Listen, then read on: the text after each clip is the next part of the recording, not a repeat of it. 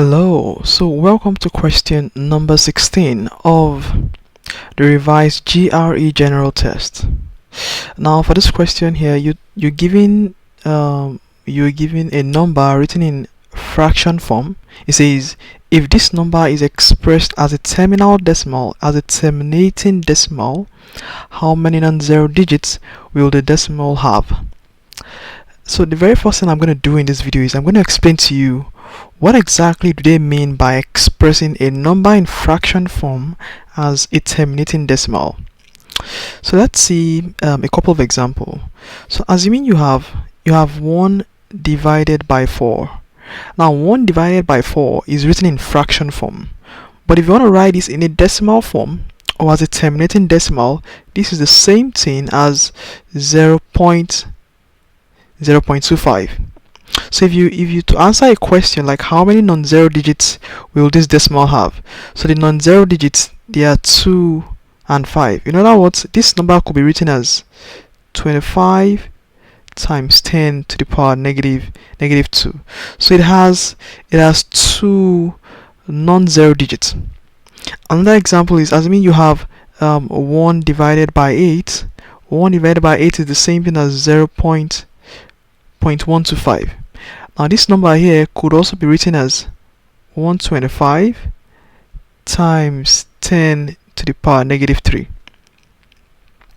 So looking at this number here, the number in fraction form has already been written as a terminating decimal. In other words, the decimal here terminates, and then you're told find the non-zero digits in the resulting decimal that you have.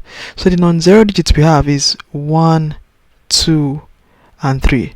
Those are the non-zero digits. So that means I have three of them. You can see 1, 2, and 5.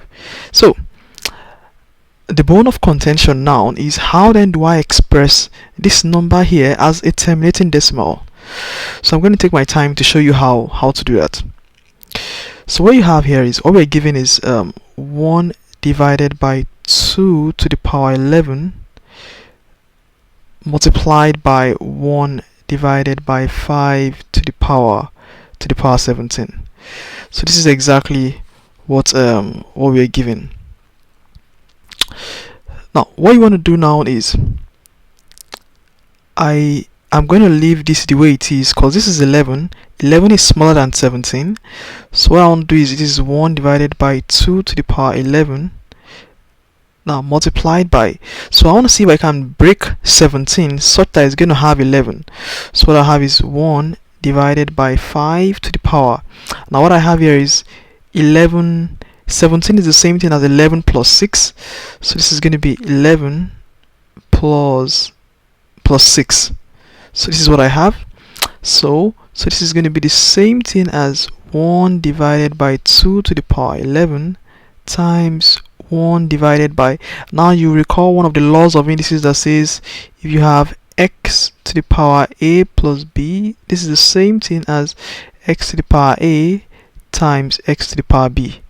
So now we have 5 to the power 11 plus 6, so this is the same thing as 5 to the power 11 times 5 to the power 6.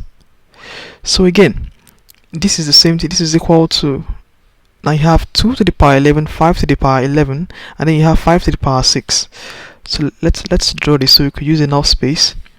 So this is going to be the same thing as, so now I have 1 divided by, so let me write my 5 to the power 6, and then what I have here is, so this is times, so you have 2 to the power 11 times 5 to the power 11. So I only rearranged what I have in the denominator. So again, you have 2 to the power 11 times 5 to the power 11. Now this is going to give you, so you leave this the way it is, so you have 5 to the power 6, then times 1 divided by, now 2, so let me just give this a different color so that we'll see the way the whole thing is done. So this is 2, and then this is 5.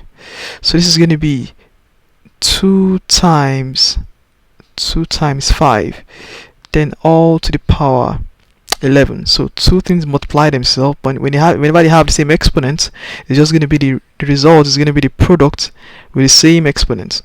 So what you're going to have here is going to be 1 divided by 5 to the power 6 times 1 divided by, now 2 times 5, that is 10. So that's 10 to the power 11.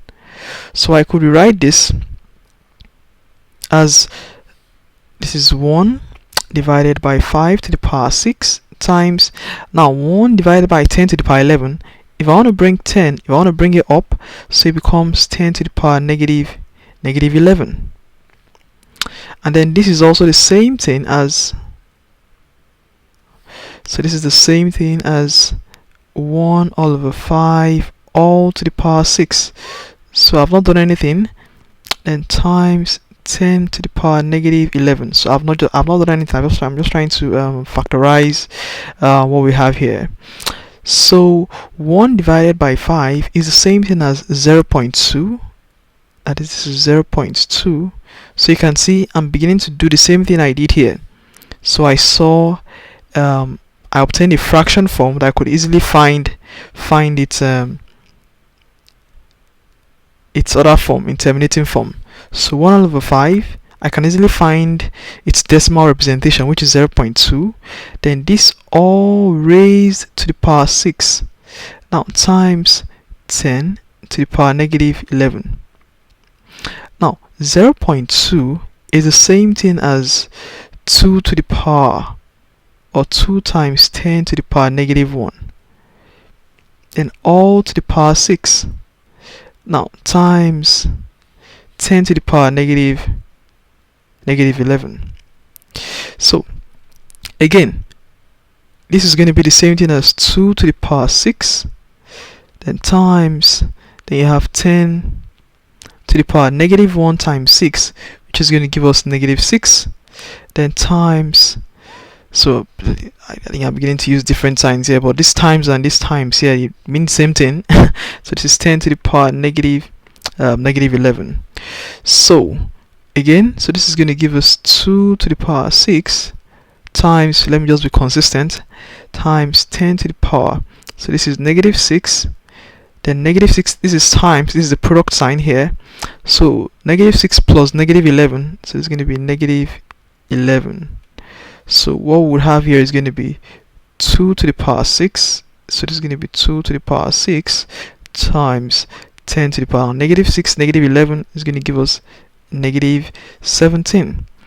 So finally, 2 to the power 6, which is just 2 times 2 times 2 times 2 in 6 places. So what you would obtain is 64 times 10 to the power negative 17. So in other words, so this is 64 times 10 to the power negative 17.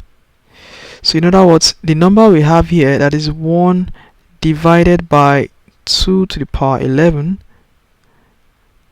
times 5 to the power 17. So in decimal format, it is equal to 64 times 10 to the power negative 7. So we are told to find the number of non-zero digits that the decimal would have. So as you can see from what we have here, it's just 1 and 2. So we just have just two non-zero digits, and then this is the answer, and that completes the problem. Thank you for watching.